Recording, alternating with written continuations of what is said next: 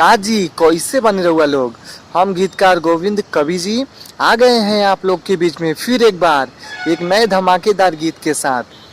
शारदे नवरात्र नवमी के आगमन हो गईल बा, तो हम आप लोगन के बीच में नवरात्रि के गीत लेके आए हुए हैं। उम्मीद है आप सबको पसंद आएगा।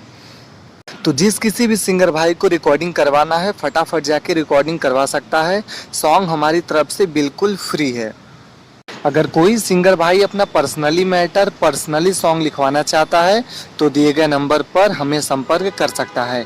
अगर किसी सिंगर भाई को ट्रैक की प्रॉब्लम हो रही है, कोई भी ट्रैक हो, न्यू ट्रैक पुराना ट्रैक, तो वो भी दिए गए नंबर पर संपर्क करें। कम बजट में अच्छा से अच्छा ट्रैक हमारे द्वारा प्राप्त करें। तो देर ना करते हुए चलते हैं गाने के मुखड़े की तरफ। अगर आपने अभी तक हमारे चैनल को सब्सक्राइब नहीं किया है तो प्लीज़ चैनल को सब्सक्राइब कर दें, बेल आइकन को दबा दें और मैटर अच्छा लग रहा हो तो वीडियो को लाइक कर दें।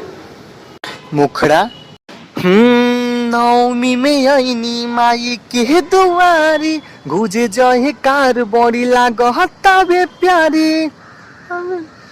नवमी में आईनी माई के दुआरी, गुजे जहे कार बड़ी लागता बे प्यारी।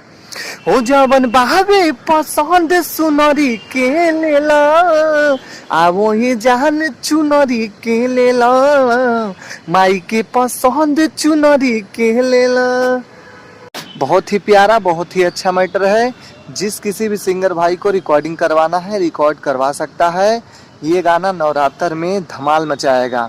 अगर किसी सिंगर भाई को अपना कोई भी गाना, कोई भी song Facebook reel, Insta reel पर डलवाना है तो दिए गए नंबर पर संपर्क करें।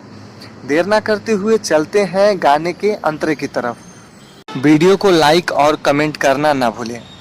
आपका एक लाइक एक कमेंट हमें मोटिवेट करता है ऐसे अच्छे अच्छे वीडियो बनाने के लिए। हाँ आइल बानी पूजा की थरिया सजा के, माई चरनिया में नहिया लगा के।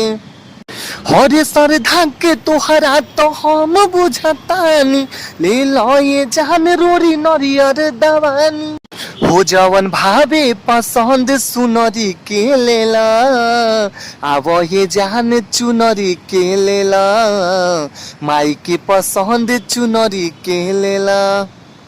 अगर कोई सिंगर भाई इसी तरह का हिट बढ़िया मैटर लिखवाना चाहता है तो दिए गए नंबर पर कॉल करके अपना पर्सनली मैटर लिखवा सकता है।